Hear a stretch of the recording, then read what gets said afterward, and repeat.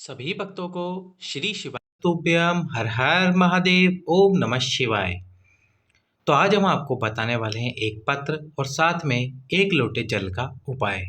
केवल और केवल एक लोटे जल से ही इन माता ने कैसे अपने वंश में वृद्धि की, कैसे अपनी संतान की प्राप्ति की।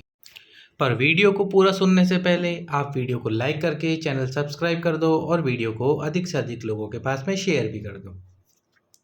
तो एक पत्र आया जिसमें एक माता ने बताया कि गुरुजी 15 वर्ष से अधिक हो गए थे, मुझे संतान प्राप्त नहीं हो पाई। कई वर्षों तक मैंने हर एक डॉक्टर को दिखाया, हर एक जगह पे जांच कराई, जहाँ जहाँ मैं जा सकती थी वहाँ वहाँ मैं जाकर आई।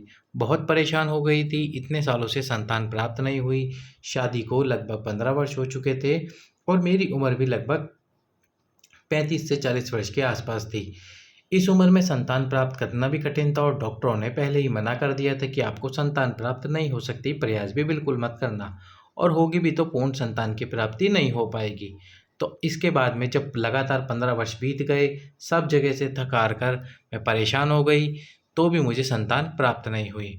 यहाँ तक कि मेरे साथ ऐसा होता था कि जहाँ मैं किसी फंक्शन में जाती या किसी भी ऐसे स्थान पर जाती जहाँ भीड़ होती, मेरे जान पहचान के लोग होते, वह अपना बच्चा मुझे अपनी गोदी में नहीं देते। मुझे कहते कि ये तो बांझ है, कहीं हमारे बच्चे को कोई भी रोग ना हो जाए, कोई बीमारी ना हो जाए। इस प्रकार के अपशब्द, इस प्रकार के ताने देते। पर ये बहुत गलत बात है, इस प्रकार नहीं बोलना चाहिए। यदि कोई स्त्री नारी माँ नहीं बनती तो दुःख उसको ही सबसे ज़्यादा होता है। ऐसा नहीं है कि उनको दुःख नहीं होता, इसलिए आप सभी से प्रार्थना है कि कृपया करके इस प्रकार के शब्दों का इस्तेमाल ना करें। यदि आपकी जान पहचान में कोई नारी है जिसको संतान नहीं हो रही और आपके पास में संतान है, तो उनको अपनी संतान खिलाने के लिए अवश्य ही दे। ऐसा ना बोले कि ये तो बांझ है, इसको संतान प्राप्त नहीं हो सकती।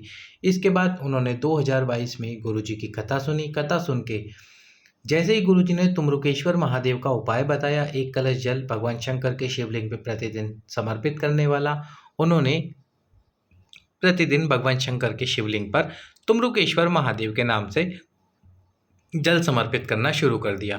और जल समर्पित करने के साथ ही वह एक बेलपत्र प्रतिदिन शिव जी को भी समर्पित करती तुम्रुकेश्वर महादेव के नाम से।